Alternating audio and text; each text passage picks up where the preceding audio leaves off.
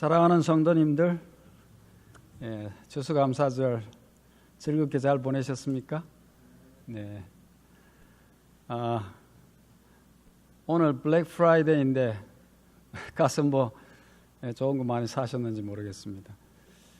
저는 아마도 한 10년 만에 처음으로 블랙 프라이데이에 마켓에 한번 가봤습니다. 생전 그 사람도 많고 그래서 잘 안 가봤는데 아들이 와서 뭘 하나 선물을 사주고 싶다 그래요. 그래서 가서 잠바도 하나 얻어 입고, 잠바가 없어요. 그래서 이왕 얻어 입는 거 좀 좋은 거 얻어 입어야 되겠다 생각해서 쓸만한 거, 양복을 입고도 그 위에 입을 수 있는 필요한 걸 하나 얻어 입고, 또 이 넥타이도 보시다시피 멀리서 봐서 잘 모르겠지만 오늘은 싸더라고요. 그래서 하나 얻었습니다.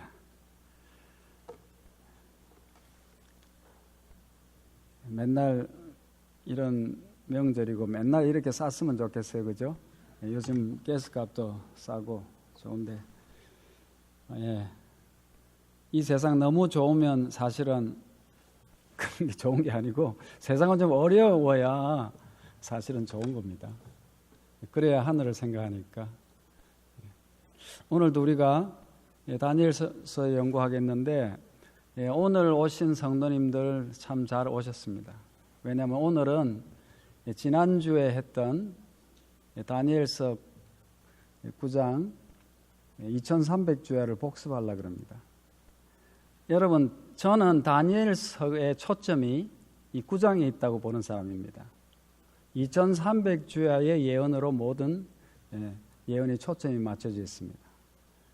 이 예언은 성경에 나와 있는 기간 중에서 최고로 긴 기간의 예언이고, 그 다음에 하나님께서 주신 마지막 시대에 주신 날짜가 딱 셋업이 되어 있는, 정해져 있는 예언의 마지막 예언입니다.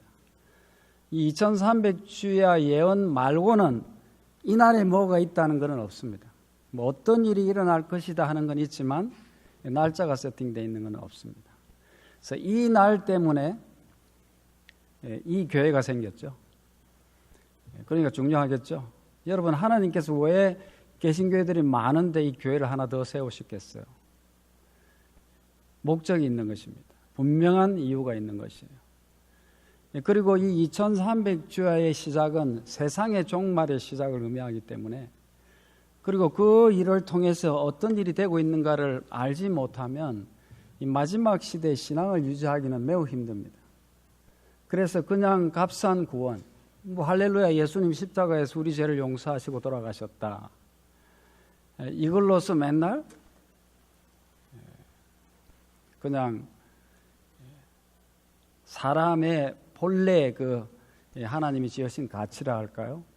그리고 정말로 하나님께서 마지막 시대에 바라시는, 이 성도들에게 바라시는 것이 무엇인지도 모르고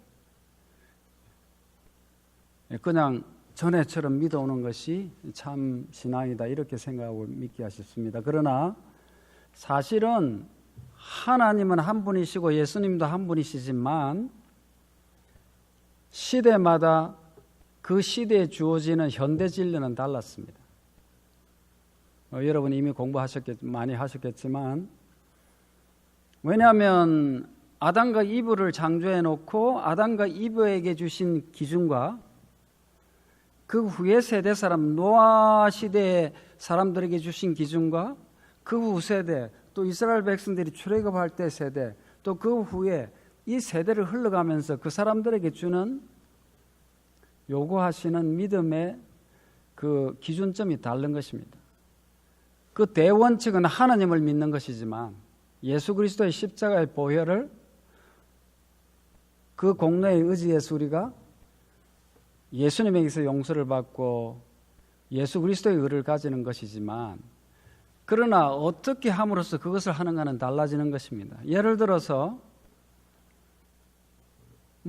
그렇게 오래 가지 않아도 예수님이 십자가에 돌아가신 후에만 봐도요, 박해 시대 또 혹은 중세 암흑 시대에는 예를 들어서 로마 시대라고 합시다. 로마 시대에는 예수를 믿는다는 자체가 죽느냐 사느냐를 결정하는 시대였어요.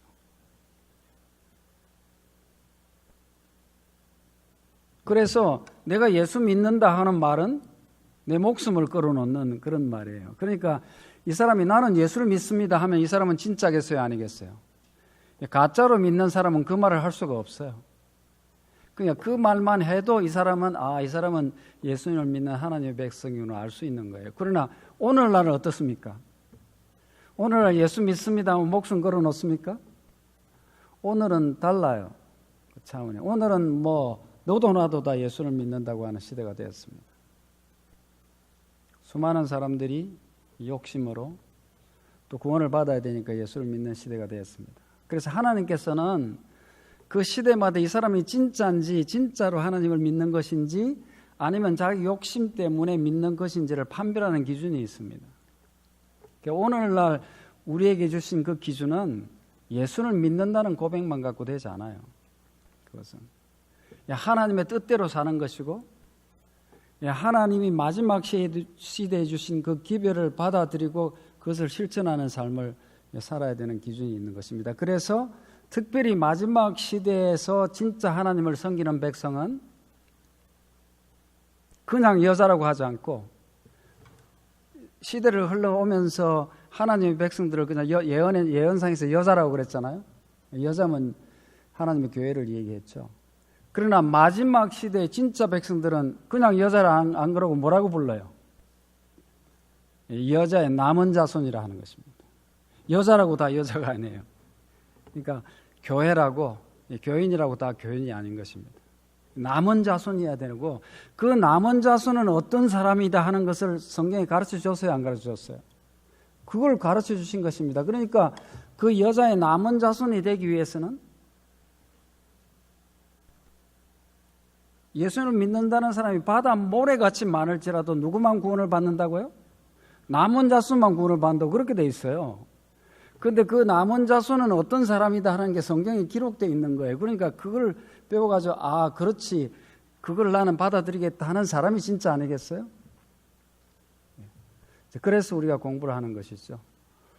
그런데 이 남은 백성 마지막 시대를 하나님의 복음을 가지고 마지막 시대를 선포하기 위해서 하나님의 한 교회를 세우신 그 예언이 다니엘서에 있는 이 예언 때문에 이루어졌기 때문에 우리가 그걸 공부하고 있고요. 사실은 이 2300주야만 끝나면 다니엘서 이제 그만 공부해도 상관없어요. 그 다음에 나와 있는 10장, 11장, 12장은 또 보충이에요, 그냥. 그 전에 것도 이걸 하기 위해서 진행돼 왔고, 그 다음 이후에 12장까지 있는 것도 보충 설명입니다, 사실은. 그러나 이제 우리가 한번 해보는 데 의미가 있기 때문에 제가 가능한 공부를 해보려고 그럽니다. 끝까지. 이제 많이 왔죠, 우리가? 그런데 지난주에 여러분 2300주야 잘 이해하셨습니까? 그 2300주야가 2300주야 예언이 1844년에 끝난다. 이 무슨 의의가 있겠어요? 그것이 아니고 그것이 왜 그 예언이 있었고 이것이 도대체 어떻게 해서 또 이렇게 복잡하게 예언을 줬는가 하는 것이 좀 머릿속에 들어오면 좋겠죠. 오늘 그것을 좀 정리하는 시간이 됐으면 좋겠습니다.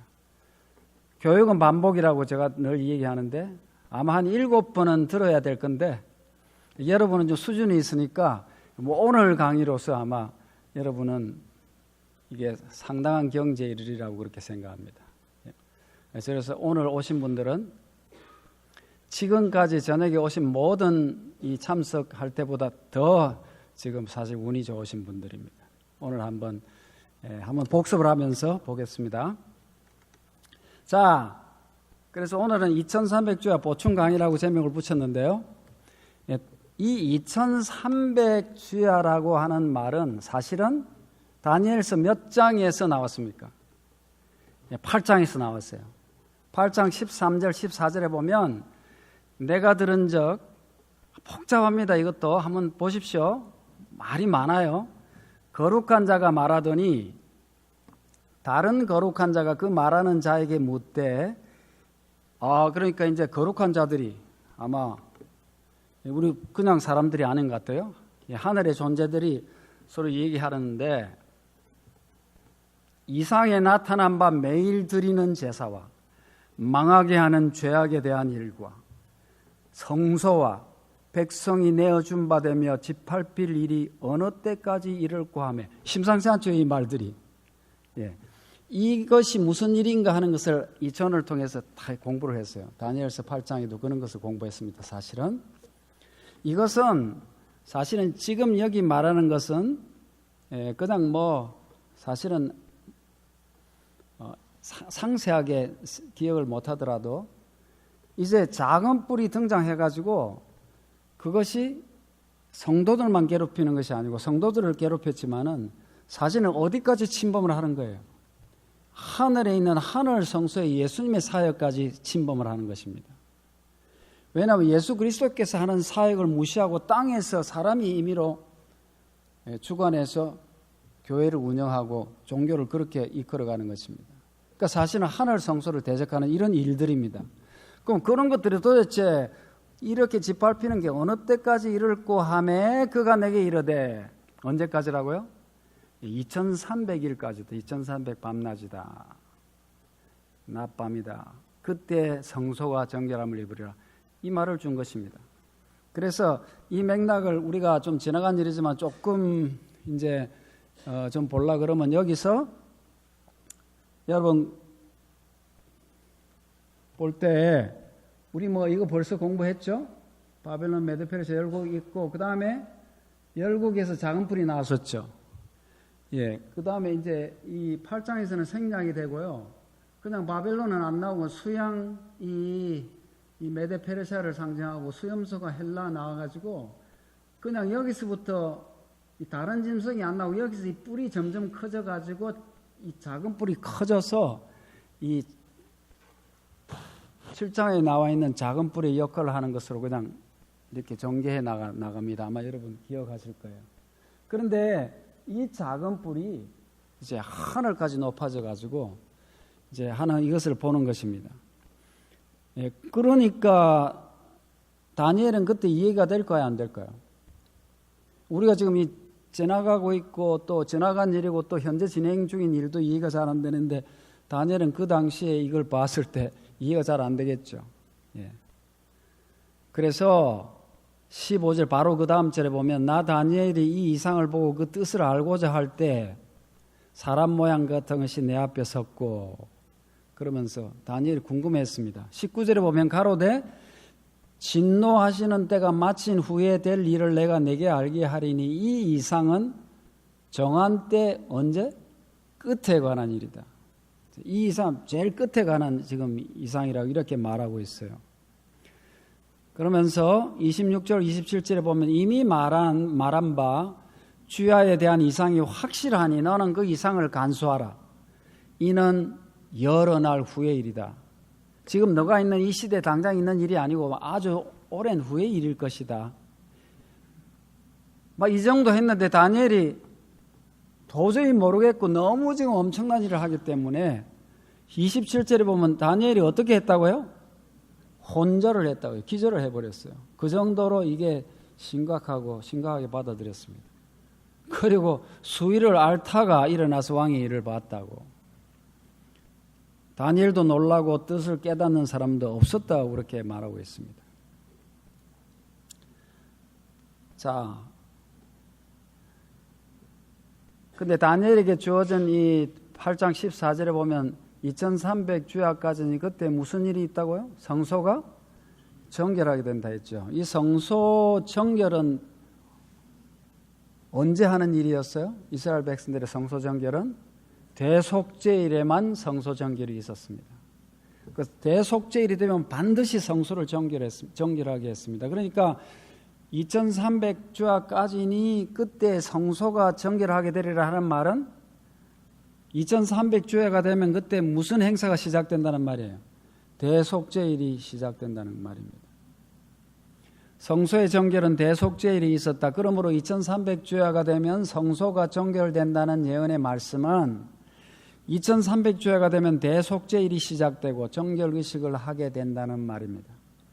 이 대속죄일의 예식을 통해서 하나님의 백성들은 모든 죄가 소멸되고 구원을 얻게 될 것입니다. 2300주야에 이 정결하는 사업이 없이는 이 지구 역사가 끝이 나지 않아요. 예수님이 오실 수가 없어요. 마지막 있는 하나님께서 죄를 정결하게 하시는 작업입니다. 자, 아까도 말했죠. 여러 날 후의 일이라고, 정한 때 끝에 관한 일이라고 그렇게 말했죠. 자, 그러면서 다니엘이 혼절을 하고 8장에서는 이 클루가 안 나왔는데 9장에 가서야 이 이상을 해석하는 기준점을 배우게 됩니다. 다니엘서 9장의 예언 해석의 기준점이 나옵니다. 그러니까 사실은 9장은 8장 14절을 위해서 있는 것이라 해도 과언이 아니에요. 8장 14절에 2300주야까지니 그때 성소가 정결하게 함을 입으리라 하는 그 말을 설명하기 위해서 9장이 존재하는 것이에요. 자, 보겠습니다. 다니엘서 9장 1절부터 3절입니다. 메대 족속 아수에로의 아들 다리오가 갈대아 나라 왕으로 세움을 입던 원년 곧 그 통치 원년에 나 다니엘이 서책으로 말미암아 여호와의 말씀이 선지자 예레미야에게 임하여 고하신 그 연순을 깨달았나니 곧 예루살렘의 황무함이 70년 만에 마치리라 하신 것이라. 내가 금식하며 베옷을 입고 죄를 무릅쓰고 하나님께 기도하며 간구하기를 결심하고. 다니엘서 9장에는 기도가 나왔죠. 지난 시간에 사실은 했습니다. 예. 다니엘이 지금 이때가 됐을 때 가만 생각하다가 예레미야에게 한 예언을 깨닫게 됐단 말이에요. 예레미야서를 보다가 예레미야서 25장 11절에 이 온 땅이 황폐하여 놀람이 될 것이며 이 나라들은 몇 년 동안 바벨론 왕을 섬기리라? 70년 동안 바벨론 왕을 섬기리라. 우리가 지금 바벨론에 잡혀와서 포로로 잡혀와서 바벨론을 섬기고 있는데 그러면 이 말을 보니까 70년이 지나면 어떻게 된단 말이에요? 해방이 되는구나. 이걸 이제 알게 된 거예요. 예. 그래 다니엘이 기도를 하기 시작한 것입니다. 9장 17절에 보면 그러하온즉 우리 하나님이여 지금 주의 종의 기도와 간구를 들으시고 주를 위하여 주의 얼굴빛을 주의 황폐한 성소에 비치시옵소서. 참 기도가 수준이 높죠. 지금 다니엘의 관심은 어디 가 있어요? 하나님의 성소에 가 있습니다. 이스라엘 백성이 잡혀올 때 뭐가 파괴됐어요? 하나님의 전이 파괴됐잖아요. 거기 하나님이 계신데. 그래서 이게 이제 복구돼야 되겠구나. 또 하나님이 예언하셨으니까. 그때 가브리엘이 출현합니다. 그 기도를 듣고 다니엘에게 응답을 하기 위해서 9장 20절부터 23절입니다. 내가 이같이 말하여 기도하며 내 죄와 및 내 백성 이스라엘의 죄를 자복하고. 이거 해달라 하면서도 뭐부터 합니까 지금? 죄의 자복부터 했어요. 우리도 여러분 개인 기도하고 뭘 할 때 뭐부터 하면 좋겠어요? 먼저 자기 죄를 자복하고 그 다음에 요구사항을 얘기하십시오. 사실은 이제 좋은 순서는 먼저 하나님께 감사를 합니다. 하나님 되신 아버지, 내가 지금 급하게 됐으면 이것저것 해주시오. 이게 기도의 순서가 아니고 급하면 그렇게라도 해야 되겠지만 먼저 하나님께 감사하는 일들. 벌써 내가 기도하고 있다는 자체, 내가 살아있다는 자체만 해도 감사한 거 아니에요? 감사를 하고 최대한 많이 하면 좋겠어요? 적게 하면 좋겠어요? 최대한 많이. 그래서 감사할 조건을 자꾸 찾아서 자꾸 감사를 많이 하십시오. 기도가 깊어지겠죠. 그리고 그 다음에 나 자신의 부족함을 돌아보고 내 자신의 회개를 하고. 다니엘은 누구 죄까지 회개하고 있어요? 우리 백성의 죄까지. 그냥 맨날 나 교회 와가지고 저 김집사 저거 그냥 안 넘어지나 이러지 말고 그 김집사 잘못한 게 있으면 그 사람의 죄를 위해서도 기도해 주는 게 사실은 다니엘의 태도겠죠.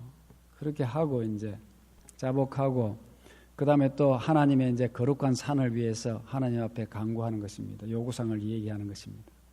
곧 내가 말해 기도할 때 이제 가브리엘이 빨리 날아서 저녁 제사를 드릴 쯤에 내게 이르더니 내게 가르치며 내게 말하여 가로되 다니엘아 내가 이제 내게 지혜와 총명을 주려고 나왔나니 하면서 너가 기도를 시작할 쯤에 명령이 내렸기 때문에 지금 도착했다. 그러니까 그 먼 하늘에서 어딘지 모르는 게 왔겠는데 천사의 속도는 어때요? 정말 빛의 속도가 아니죠. 이건 빛이 오다가는 이게 뭐 수십만 년도 더 걸릴 거예요. 빛의 속도로 와도. 그러니까 기도 시작할 때 벌써 명령 받고 왔는데 지금 왔으니까 얼마나 빨리 왕래하는 것이라 알 수 있어요. 그러니까 여러분 내 기도가 언제 상달돼가지고 하나님 언제 들으시나 걱정할 필요 없겠죠. 그건 전혀 걱정할 필요 없는 것 같습니다. 너는 크게 은총을 입은 자라 그러면서 이 이상을 깨달을지니라 하고 말합니다. 그러면서 이제 실마리를 풀어주는데 조금 복잡하지만은 한번 읽겠습니다. 한번 이제 복습하는 겸해서 한번 생각하면서 들어보십시오. 내 백성과 내 거룩한 성을 위하여 70일에가 정해져 있다. 먼저 가르쳐줍니다. 어느 나라를 위해서? 이스라엘을 위해서 70주, 70일에, 70일이란 말은 70주가 정해져 있다. 70일에로 기한을 정하였나니 그동안의 허물이 마치며 죄가 끝나며 죄악이 영원히 속해지며 영원한 의가 드러나며 이상과 예언이 응하며 또 지극히 거룩한 자가 기름 부음을 받으리라. 그러므로 너는 깨달아 알지니라 하면서 노란 글로 해가지고 줄을 쳐놨죠. 이게 기산점이 되기 때문에 색깔을 달래고 줄을 쳐놨어요. 언제부터 이것이 시작되느냐가 여기 있기 때문에 예루살렘을 중건하라는 영이 날 때부터 시작한단 말이에요. 이것이. 이때부터 기름 부음을 받은 자 곧 왕이 일어나기까지 7일에와 62일에가 지날 것이며 그러면서 그 곤란한 동안에 성이 중건되고 거리와 해자가 이룰 것이며 62일에 후에 기름 부음을 받은 자가 끊어져 없어질 것이며 장차 한 왕의 백성이 와서 그 성읍과 성소를 회파하려니와 그의 종말은 홍수에 엄몰된 같을 것이며 또 끝까지 전쟁이 있으리니 황폐할 것이 작정되었느니라. 그러면서 또 계속해서 말이 있습니다. 자, 그러면 2300주야 기간은 언제 시작했습니까? 다니엘서 9장 25절에 글루를 줬죠. 예루살렘을 중건하라는 영이 날 때부터라고 줬습니다. 예루살렘 중건령과 함께 시작됩니다. 그래서 지난번에 알아봤죠. 역사에서 예루살렘을 언제 중건하라는 영이 내렸는가 봤더니 몇 번 있었다고요? 3번이 있었던 거예요. 한 번만 있었으면 쉽겠는데 예루살렘 중건령이 3번 있었어요. 1차는 고레스 왕에 의해서, 2차는 다리우스 1세에 의해서, 3차는 아닥사스다 왕에 의해서 있었습니다. 근데 1차 때는 사마리아, 적용 여부 제일 마지막에 끝에 보면 사마리아와 주변 나라들의 방해로 실패했습니다. 하러 가기는 갔는데 못했어요. 방해가 너무 심해서. 2차 때는 성전을 재건했습니다. 3차 때는 예루살렘 성 전체가 중건되었습니다. 그런 일이 있었습니다. 그래서 좌우전 1차, 2차, 3차 이걸 보니까 예루살렘 성 전체, 예루살렘을 중건하라 하는 영이라고 했기 때문에 예루살렘 성전만 중건한 것으로 치지 않고 예루살렘 성 전체를 중건하라는 것으로 쳐서 주전 457년 이 457년에서 맞춰서 계산을 해보니까 이렇게 여러 일이 있는데요. 이쪽이 짧아서 잘 안 보여요. 457년부터 시작해서 2300주야가 이렇게 2300년이 지나가니까 1844년이더란 말이에요. 그 가운데 이런 일도 있고 뭐 이것도 있고 이런 게 있더라 이 말입니다. 근데 왜 그냥 뭐 시작과 끝점만 가르치면 끝날 텐데 왜 이런 가운데 이런 것들이 있을까요? 그런 역사도 중요할 뿐 아니라 이런 역사들을 해놓은 게 들어맞아야 이 연대하고 이 연대가 맞다는 게 증명이 될 거 아니에요. 시작점이 언제부터 언제가 끝인다면 그게 정말로 맞는지 어떻게 증명이 될 거예요. 근데 이 연대 안에 언제는 이 무슨 일이 일어나고 언제는 무슨 일이 일어나고 하는 게 예언이 돼가지고 그게 딱딱 들어맞으면 이 전체 기한이 맞다는 게 증명이 자동적으로 되죠. 그래서 457년에 딱 맞춰가지고 3차 중건령부터 시작하면 하나님 가브리엘이 예언해 놓은 이 모든 예언들이 다 정확하게 들어맞더란 말이에요. 그게 얼마나 기가 막힌 거예요. 그래서 우리는 추호의 의심도 없이 하나님의 예언을 믿는 것입니다. 그래서 좌우지간 처음에 있는 일은 내 백성과 내 거룩한 성을 위해서 70일에로 기한을 정했다고 그렇게 말했습니다. 그러니까 2300주야, 2300주야가 2300년이라는 설명 다시 안 해도 알겠죠?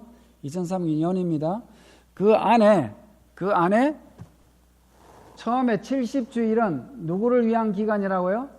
이스라엘 백성을 위한 기간이다. 그러니까 457년부터 시작해서 여기까지 이스라엘 백성을 위한 기간이더라 하는 것이 예언이 되어 있습니다. 자, 그러면 그 기간에 어떤 일이 일어나는가?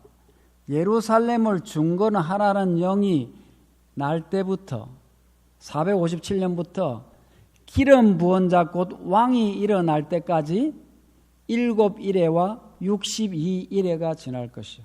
착착 이런 일들이 일어날 것이라고 예언해 주고 있어요.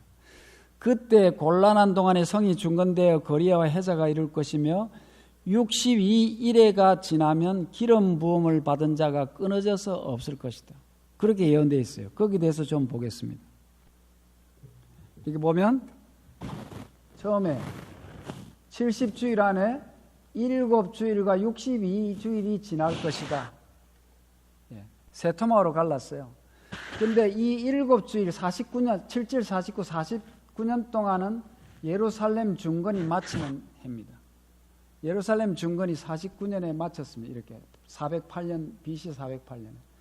그 다음에 이때부터 62주일이 더 지나면 이때 무슨 일이 있다고요? 자, 빼게 해볼게요.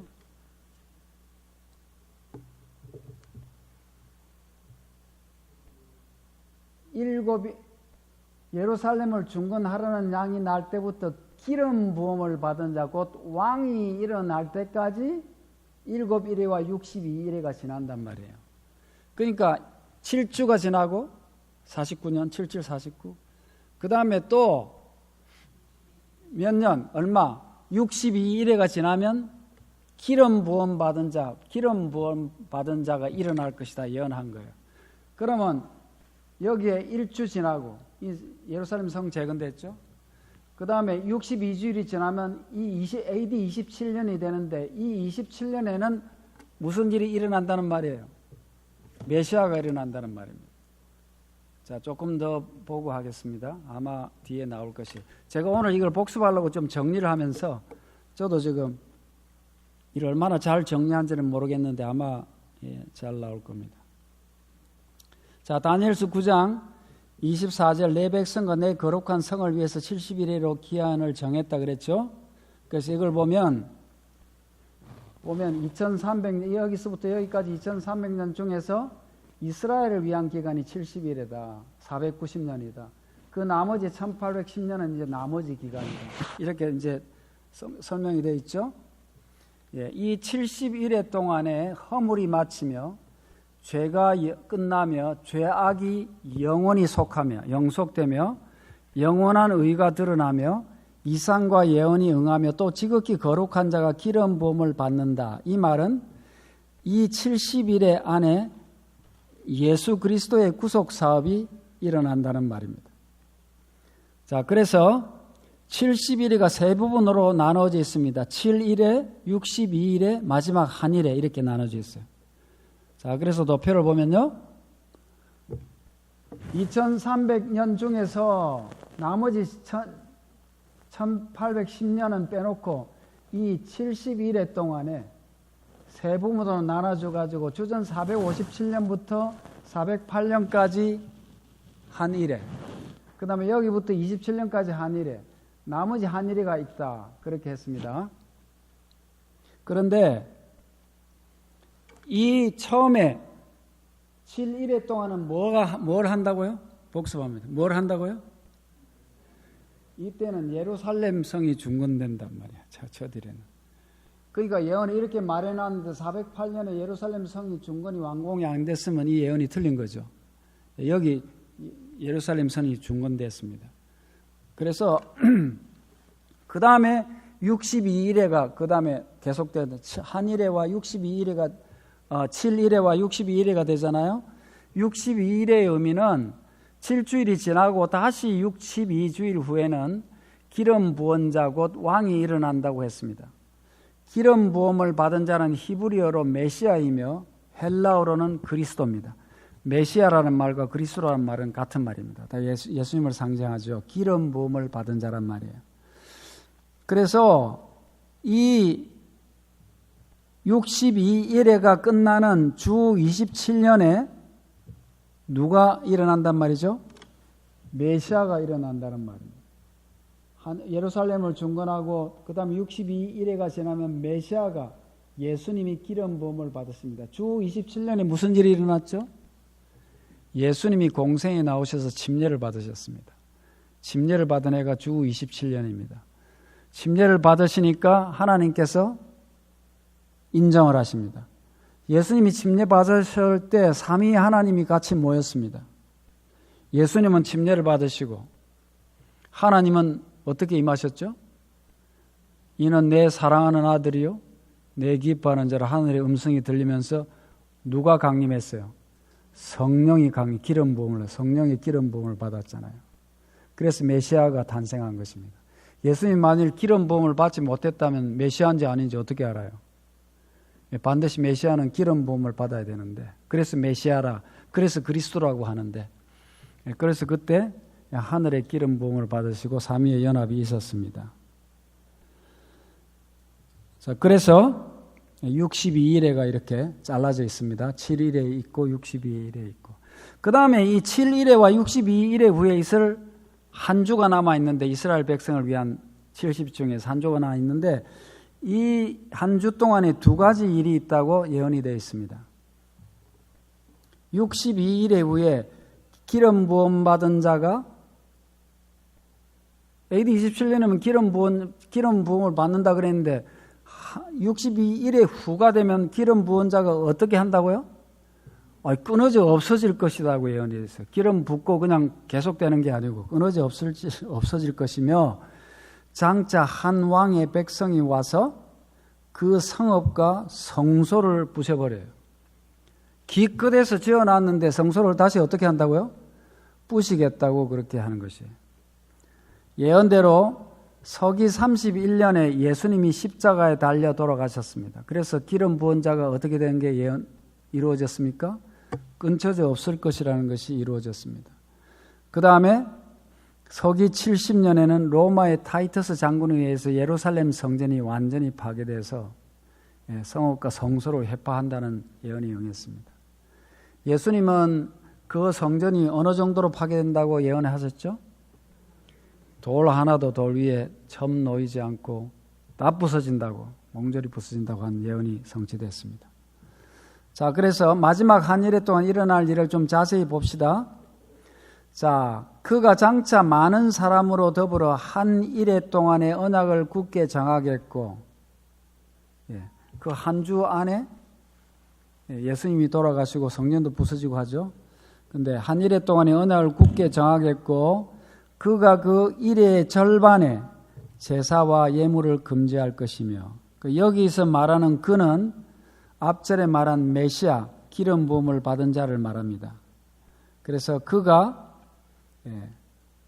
일의 절반에 제사와 예물을 금지할 것이다 그랬습니다. 예수님이 그 마지막 일의 절반에 제사와 예물을 금지한다는 말이 무슨 말이에요?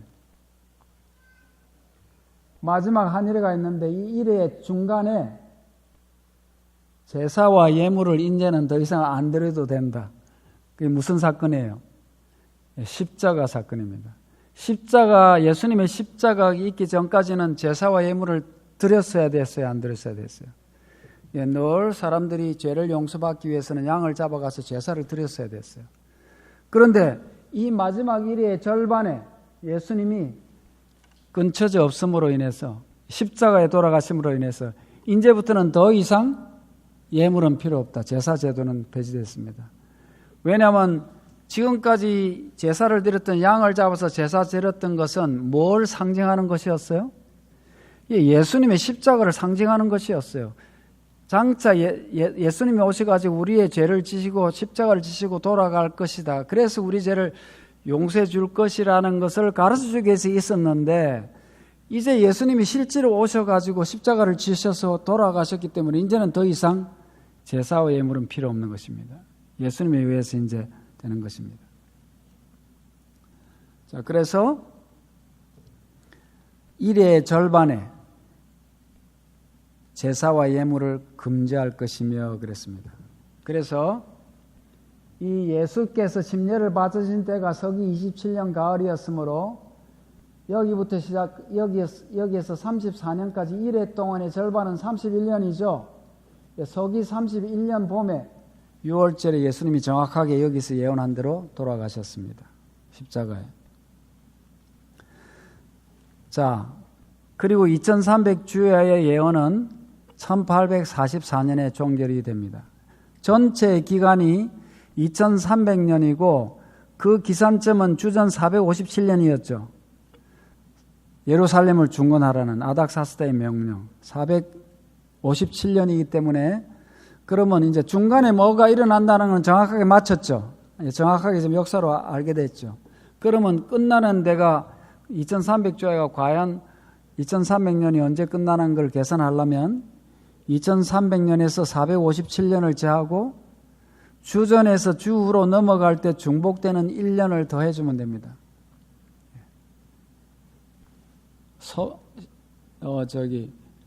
주전에서 주후로 넘어갈 때는 0이 없기 때문에 1, 0, 1, 2 해야 이 숫자가 맞는데 1 다음에 바로 1로 넘어가기 때문에 1을 더해줘야 정확한 숫자가 됩니다. 그렇게 하면 1844년이 2300주야가 성취되는 해더라는 것이에요. 그러므로 2300주야가 끝나는 해는 주 1844년이 되는 것입니다.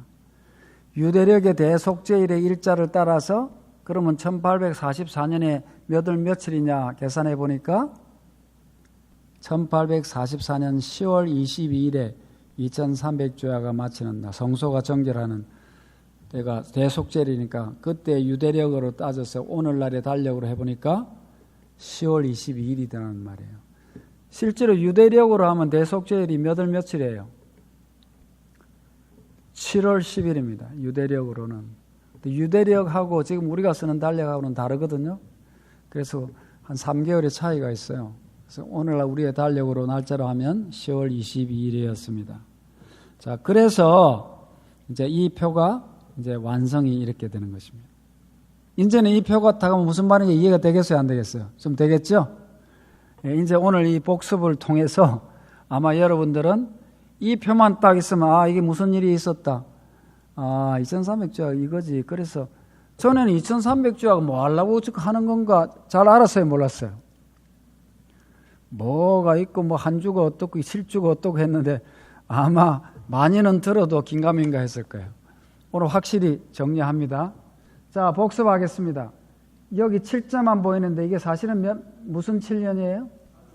예, 457년입니다. 저는 457이라고 외웠어요. 그냥 457년 잘 안 해서 사고 치는 건 잘하잖아요. 그죠? 그래서 457이라고 했어요. 자, 그래서 457년부터 7주일 49년을 하면 408년인데 이때 무슨 일이 일어났죠?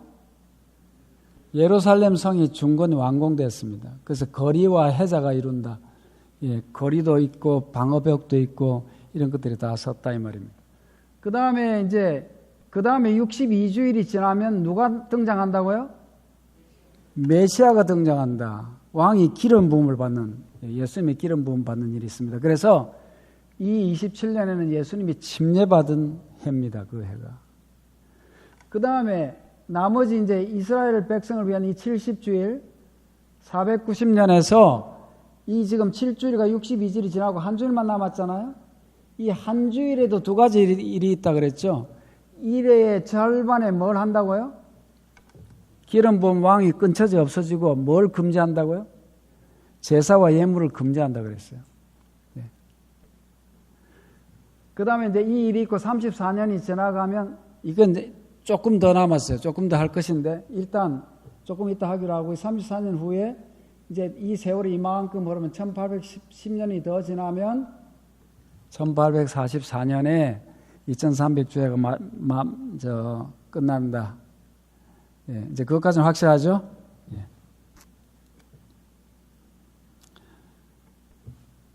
그가 내게 이르되 2300주야까지니 그때 성소가 정결하게 함을 입으리라 하였느니라. 자, 그런데 제가 이걸 저는 안 뺐다고 생각하는데 빼먹었는지 모르겠네. 잠깐만 제가 좀 확인하겠습니다. 빼먹었구나. 조금 더 돌아가서 설명을 조금 더 하겠습니다. 제가 여기에 이제 일의 절반의 제사 예물을 금지하잖아요. 근데 이스라엘을 위해서 주어진 기간은 34년에 마치죠. 예, 그 34년의 설명을 제가 조금 더 나눠요. 34년에 무슨 사건을 기점으로 해서 이스라엘이 교회의 역할을 하는 것이 끝났습니까? 이게 34년이 스데반의 순교입니다. 예수 그리스도께서 돌아가시고 승천하시고 난 다음에 복음이 늦은 비 성령의 역사에 의해 가지고 막 확산됐어요. 하루에 막 3,000명이 회개하는 예수님을 받아들이는 일이 있었어요. 그런데 예수님을 죽인 이스라엘 측에서 보면 어때요? 큰일 났죠. 그래서 난리가 나서 그 사람들도 이러면 큰일 나겠다 해서 죽은 예수를 전파하고 다니니까 그 사람들은 예수의 부활을 믿지 않으니까. 그래서 핍박을 하기 시작하면서 사람을 잡아가고 이제 막 공권력을 발휘해서 못하게 했죠. 그때 34년에 스데반이 잡히고 그 스데반이 잡히는 현장에 그 유명한 누가 있었습니까? 바울이 있었습니다. 그때 바울은 사울입니다. 사울이 거기서 옷을 지켜주면서 이놈들 맛 좀 봐라 이러면서 있었죠. 그런데 이 스데반의 순교한 그것이 스데반의 순교도 중요하지만 돌에 맞아주는 순교도 중요하지만 이 스데반이 죽음으로 통해 가지고 핍박이 극심해지기 때문에 그때 하나님을 믿는 신실한 백성들이 예루살렘을 떠나 가지고 온 나라로 퍼져나갔습니다. 이 34년을 기점으로 해가지고. 그냥 그때까지는 복음이 어디에 전파됐어요? 이스라엘에 전파됐어요. 이스라엘 안에서 여기까지 이 70주일은 이스라엘을 위한 기간이잖아요. 있었는데 스데반의 죽음을 기점으로 해서 복음이 이제는 이스라엘 밖으로 이스라엘에게 주신 은혜의 기간은 끝났습니다. 그래서 이 34년 스데반의 죽음이 굉장히 중요한 것입니다. 그러면서 그 이방의 복음을 전하는 나가서 수많은 사람들이 복음을 전했고 복음을 전하는데 앞장선 사람이 누구였어요? 스데반 죽이는데 가담했던 사울이 이름을 계명하고 사울은 유대식 이름이에요. 저는 한국식 이름은 제 이름이 뭐예요? 기성 이런데 제가 가서 제 이름이 뭐냐면 기성 이러면 사람들이 알아들어요, 못 알아요? 미국 사람이. 제가 처음에 와가지고요, 미국 와가지고 LA에 살았는데 제 이름이 기성이라니까 저를 기성이라고 못 부르고 키라 그래요. 키 한자만 따가지고 못 불러요. 사울도 이방인들에게 익숙하지 않기 때문에 이름을 그들에게 익숙한 바울로 바꿨습니다. 그들에게 전도하기 위해서. 여러분 한국 이름 영원히 갖고 있는 것도 좋지만 미국 오면 미국 이름 하나 갖는 것도 좋은 거예요. 이분들은 또 그 이름을 부르기가 쉬우니까 친근감이 있으니까. 선교사들이 한국 와가지고 선교사들도 한국 이름 정해요, 안 해요? 정하면 좋죠. 클라임스 박사는 뭐라고 이름 붙였죠? 구인서, 클라임스하고 비슷하다. 구인서 이런 식으로. 그러면 부르기가 좋죠.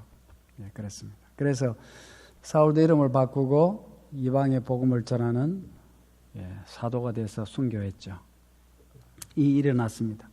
자, 그래서 이제 2300주의 모든 기간은 이제 확실히 아시겠죠? 예, 확실히 아실 것입니다. 자, 그러면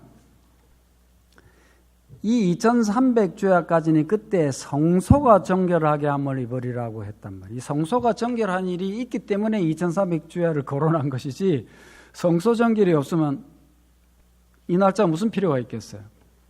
자, 그래서 좀 보면 성소는 2300주야는 멀리 기독교 시대 이후까지 미치므로, 이제 다니엘이 봤을 때 2300주야는 저 1844년까지 가는데, 이 기독교 생긴 다음부터 다 멀리 가잖아요. 그렇기 때문에 성소가 정결하게 된다 하는 것이 파멸된 예루살렘 성전을 가리킬 수가 없습니다. 벌써 부서져 버렸는데.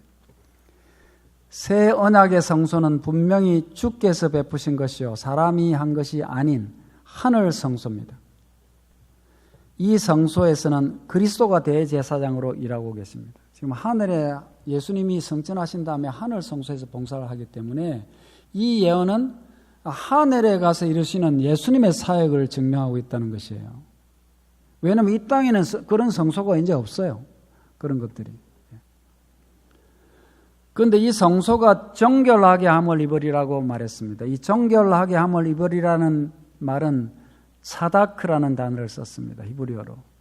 차다크는 바로잡다, 올바르게 되다, 옳다고 선언되다, 의롭게 된다, 정당함이 입증되다 등의 다양한 의미를 내포하고 있습니다. 그러니까 성소가 좌우지간 이렇게 보니까 바로 되고 올바르게 되고 깨끗하게 되고 이렇게 된단 말이에요. 성소가 이렇게 된다는 말을 하고 있습니다. 하늘 성소의 모형과 그림자였던 지상 성소가 정결하게 되는 날은 대속제일이었죠. 7월 10일 대속제일이었습니다. 해마다 돌아오는 대속제일은 말세 그리스도께서 하늘 성소에서 행하실 사업에 대한 표상입니다. 이 지상에서 있었던 성소 제도의 모든 봉사는, 또 모든 절기는 다 진짜가 아니고 하나님이 인간을 구원하기 위해서 하시는 하늘의 사역의 표상에 불과했습니다. 그렇죠? 표상이었습니다. 그래서 다니엘서 8장 14절의 예언, 2300주야까지니 그때 성소가 정결하게 함을 입으리라는 이것은 특별한 사업이 시작되는 시간을 알려주는, 성소 정결이 시작되는 시간을 알려주는 것이다 말이에요. 예수님은 1844년에 그러면 뭘 하셨는가? 1844년에 대속제일의 봉사를 위해서, 이제 땅에서 하는 건 더 필요가 없어요. 땅에서 하던 것은 하늘에서 일어날 일을 표상하는 것이기 때문에 대속제일의 봉사를 하시는데, 대속제일의 봉사 중에 중요한 것은 조사심판이라고 우리가 별명을 붙여놓은 것입니다. 왜냐하면 그 심판을 통해서 의인을 가려내기 때문에 위에서 지성소에 들어가셨습니다. 그래서 2300주야 예언 1844년이 매우 중요하다는 것이에요. 이 조사심판은 의인을 변호하는 심판으로서, 조사심판은 뭐 하는 심판이라고요? 너 심판받아, 너 이놈 잘했어 못했어 이게 아니고 의인을 변호하는 심판입니다. 여러분이 예수님을 믿고 구원을 받은 사람이 있으면 그 사람을 변호하는 심판이란 말이에요. 사실은 하나님은 그 심판이 필요해요, 안 해요? 하나님은 다 아세요. 여러분이 태어나시기 전부터 벌써 아세요, 여러분은. 하나님은 구원받을 사람들을 이미 다 아시지만 왜 이 심판이 필요하냐 하면 천사들과 우주 거민들을 위해서 심판을 진행하십니다. 지금까지 천사들의 3분의 1은 내려와서 사단이 되어버렸잖아요. 하나님의 율법의 부당성을 지적하고 하나님의 성품을 오해시킵니다. 그러면서 예수님은 사단이 주장한 그것이 얼마나 무서운 결과를 초래하는지 온 우주에 보여주기 위해서, 온 우주에 다시는 죄가 들어오면 안 되니까 보여주기 위해서 시간을 지연시키고 계십니다. 죄가 무르익을 때까지. 그러면서 예수님이 돌아가시는 이 일을 해결하고 하나님의 진짜 사람들이 구원받게 하기 위해서 하늘의 하나님의 아들이 이 땅에 인간이 되어 내려오셔가지고 십자가를 지시고 죽어야 하는 일을 수행하셨습니다. 그래서 하나님은 우리의 마음을 다 아시지만은 우주 국민들이나 천사들은 우리 마음을 일일이 알까요, 모를까요? 어느 정도는 알겠지만 어떻게 하나님같이 속속들이 알겠어요? 야, 이 사람도 보니까 구원받을 만한데 왜 이 사람은 구원이 안 될까? 이 사람은 구원 못 받을 것 같은데 이 사람은 왜 구원이 될까 하는 게 조금이라도 의문이 있으면 안 되겠죠.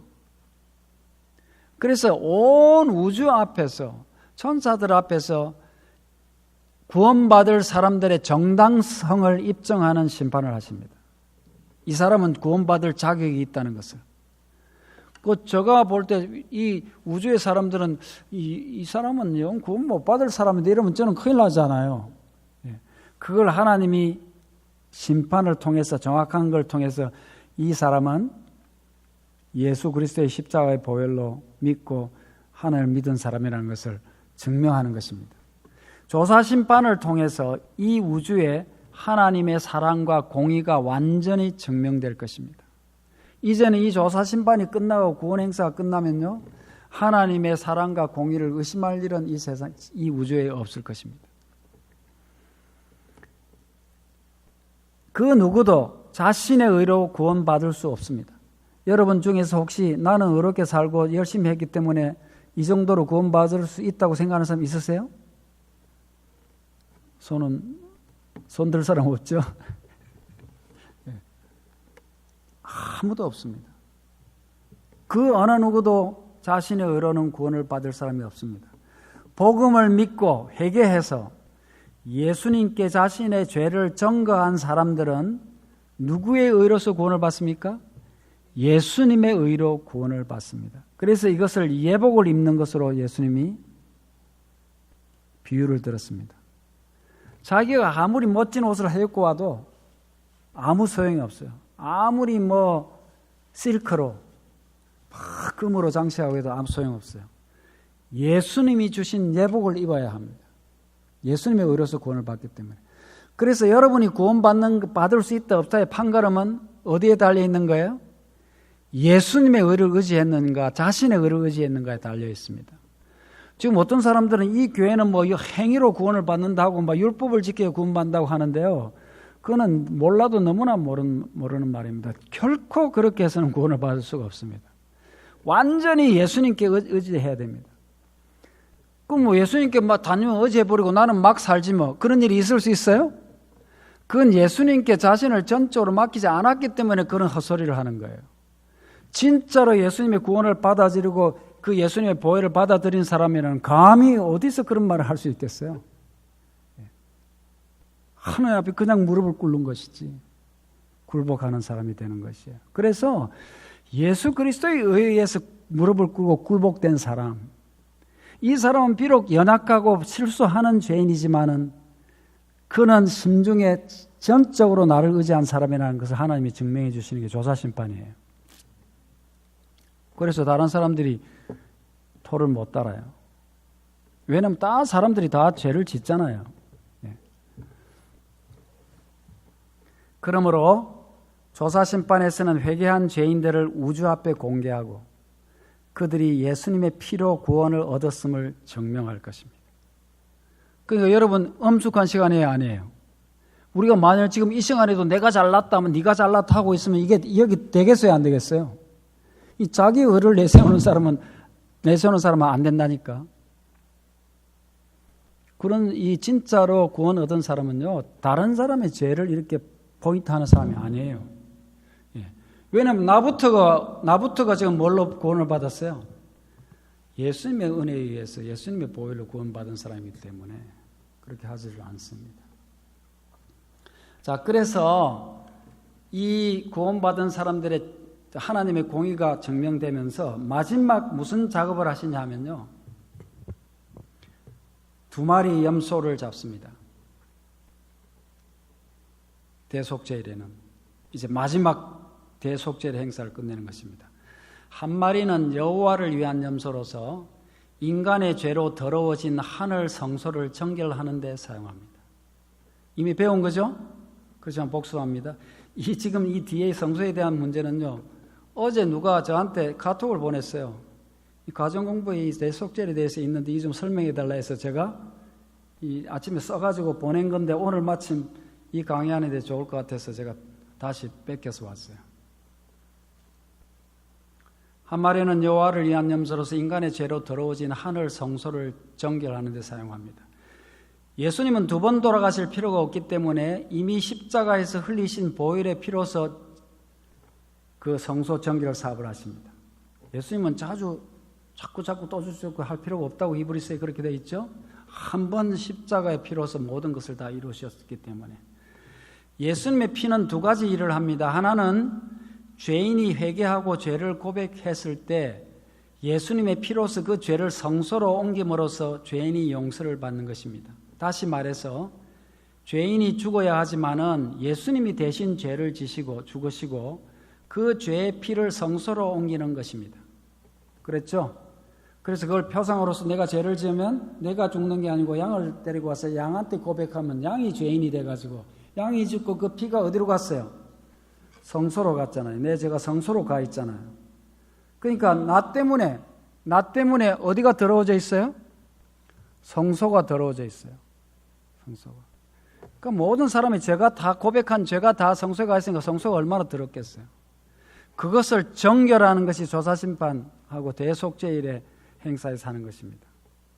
그래서 그 조사심판에서 정말로 예수 그리스도의 의를 의지하고 예수님께 죄를 전가한 사람들은 죄가 도말하는 성소 정결에서 죄가 도말되는 것입니다. 그래서 이제 더러워진 성소를 깨끗하게 하는 일이 필요합니다. 그걸 대속죄일에 하는 것이 마지막 행사입니다. 그것이 대속죄일에 하는 일입니다. 이번에는 예수님의 피가 성소를 정결하게 하는 도구로 사용됩니다. 지금까지는 죄인의 죄를 지고 죽어야 하는 양의 피였지만은 대속죄일에는 성소를 정결케 하는 여호와를 위한 염소의 피로서 역할을 합니다. 왜냐하면 성소를 정결하게 하기 때문에 정결하게 하는 것도 피로서 하는 것입니다. 그래서 여호와를 위한 염소에는 안수를 하지 않습니다. 예수님을 상징하기 때문에. 그 전에 우리가 죄를 용서받으려고 할 때는 안수했어요, 안 했어요? 내가 죄를 지어서 양을 잡아갔으면 양이 안수했어요, 안 했어요? 안수합니다. 왜냐하면 죄를 옮겨보내. 안수한다는 이렇게 옮겨보낸다는 말이에요. 안수함으로써. 근데 지금은 예수 그리스도께서 그 피로 성소를 깨끗하게 정결하기 때문에 안수할 필요 없어요. 예수님의 피로서 정결하게 합니다.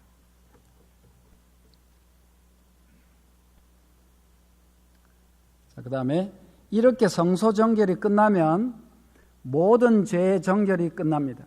그러면 지금까지 성소로 옮겨진 이 죄를 아사셀은 사단을 얘기합니다. 아사셀을 위한 염소의 머리에 이거는 안수합니다. 안수는 뭐 한 거라고 했어요 아까? 죄를 옮기는 거라니까요. 그래서 아사셀을 위한 염소한테는 안수를 합니다. 왜냐하면 이제 그 깨끗하게 하는 모든 성소에 옮겨진 죄를 모두 다 어디로 옮깁니까? 사단에게로 옮깁니다. 안수해서. 옮기고 황야로 내어쫓습니다. 무인지경으로. 그것은 지성소 봉사, 대속죄일의 봉사를 끝내는 최종적인 절차입니다. 예수님의 재림 전에 모든 죄는 사단에게로 돌려보냅니다. 사단에게서 죄가 나왔으니까 사단에게로 이제 모든 최종적인 죄를 돌려보냅니다. 사단은 이 죄를 받고 다 이제 사단에게로 갔어요. 그리고 1000년 동안 이 세상의 황야에 있다가 1000년 후에 불로 멸망을 받을 것입니다. 그래 황폐한 무저갱에 갇혀서 1000년 동안 있다 그랬죠. 이때 혼자서 있는 그 해입니다. 이 장면을 대쟁투에는 이렇게 설명했어요. 대쟁투 485페이지입니다. 제사장이 성소에서 죄를 옮길 때 아사셀을 위한 염소의 머리 위에 그 죄들을 고백했던 것처럼 그리스도께서도 모든 죄를 죄악의 창시자시오 선동자인 사단에게 씌울 것입니다. 아사셀을 위한 염소가 이스라엘 족속의 죄를 지고 무인지경으로 쫓겨난 것처럼 사단 역시 그가 하나님의 백성에게 범하게 한 죄를 지고 1000년 동안 세상에 감금될 것입니다. 그 동안에 성도들은 어디에 가 있죠? 하늘에 가 있습니다. 감금될 것입니다. 그동안 세상은 황폐하고 한 사람의 주민도 없습니다. 다 죽었습니다. 그리고 그는 마침내 악인들을 모두 멸망시킬 불로서 죄의 형벌을 완전히 받게 될 것입니다.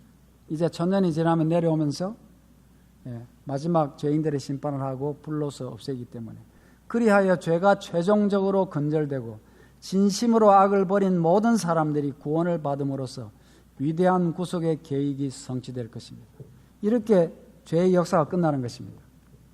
그러므로 이 죄의 역사의 이 진행과 마지막 종결에 있어서 조사심판의 시작, 대속죄일 봉사의 시작점은 매우 대단히 중요한 것입니다. 그것이 끝나면 이 세상 지구 역사가 끝나기 때문에, 지금 예수 그리스도께서 1844년에 사람들은 예수님이 그때 성소정결을 한다니까 이 땅에 재림하시는 줄 알았는데, 사실은 보니까 재림을 하시는 게 아니고 뭘 했다고요? 대속죄일에 봉사를 하기 위해서 하늘 성소에서 지성소로 들어가셨다는 말이에요. 그러니까 지금 예수님이 계신 곳이 어디예요? 하늘 지성소입니다. 마지막 이 정결 작업을 하고 계신 것입니다. 지금은 뭘 하고 계실까요? 지금 공부한 대로 의인들을 변호하고 계십니다. 온 세상의 의인들을, 이 사람 구원받을 사람을 변호하고 공의를 입증하십니다. 하나님의 공의를. 그래서 그 구원받을 사람의 모든 것이 다 끝나면 어떻게 할까요? 예? 어떻게 합니까? 예수님께서 하늘 지성소에서 정결의식을 끝내실 때가 가까워 왔습니다. 지금 1844년에 들어가셨는데 지금 꽤 오래됐잖아요, 시간이.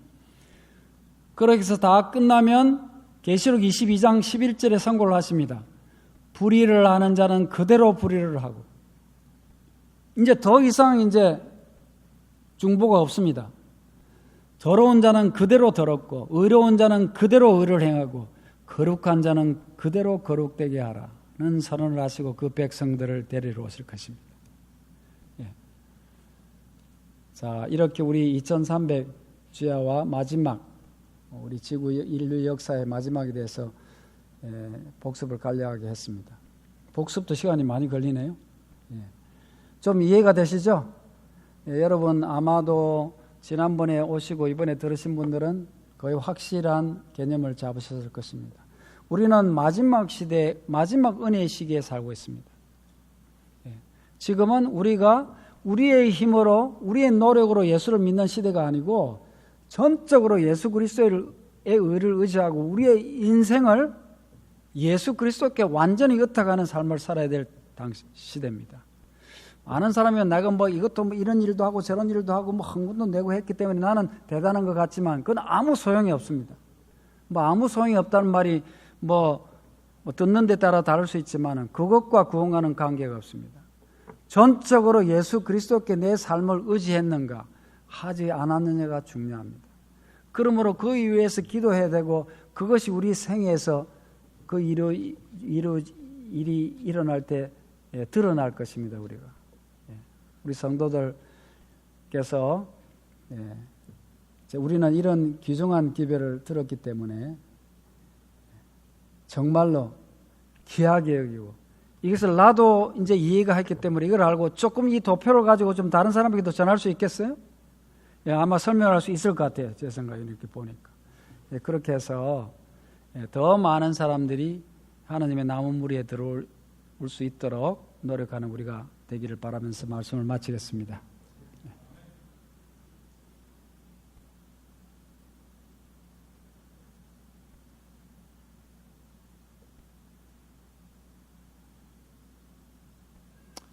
기도하고 마칠까요? 하늘에 계신 감사하신 아버지, 우리를 사랑하셔서 하나님의 남은 무리의 반열에 들어오게 하시고 또 때를 따라 양식을 주시며 진리를 깨우쳐 주시니 감사합니다. 우리가 참으로 부족하지만은 하나님의 크신 사랑을 깨달을 때 정말로 하나님께 감사와 찬송을 드립니다. 오 하나님 아버지, 우리가 더 깊이 깨닫고 우리의 마음으로 주님을 찬양하며 하나님께 굴복함으로 인해서 주님이 다스리시는 삶, 주님이 이끌어 가시는 삶을 살다가 영광스러운 주님 맞이하는 우리 모두가 되게 해 주시옵기를 예수님 이름으로 기도하옵나이다. 아멘.